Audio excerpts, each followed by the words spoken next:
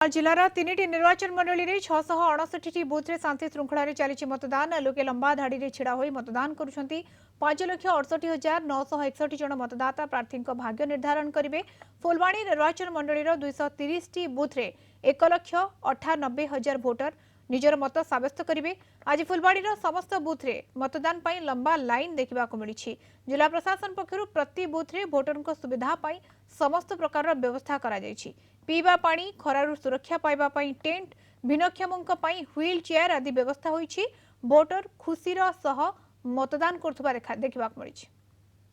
यहाँ तो आम अधिकार भोट देवा गोटे आम अधिकार भारत नागरिक हिसाब से बहुत उत्साहित। प्रशासन तरफ बहुत सुविधा पानी जल सुविधा टेंट प्रति मोमेंट रे कार कौन असुविधा अच्छी वयोज्येष्ठ व्यक्ति मानक आग को लेकिन भोट देवार व्यवस्था व्हील चेयर व्यवस्था 5 वर्ष पर गोटे सुजोग मिली।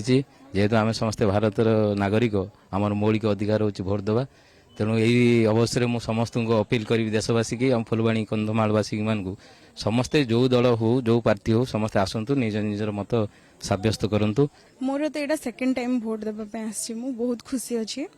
मु चाहूँगी समस्ते भी मो परी यूथ समस्ते आसतु घरे न रहीकि समस्ते आसिक निज निजर मतदान कले भल हे। जहाँ भी आम असुविधा होता ठीक करें सुविधा असुविधा से आम पाखे।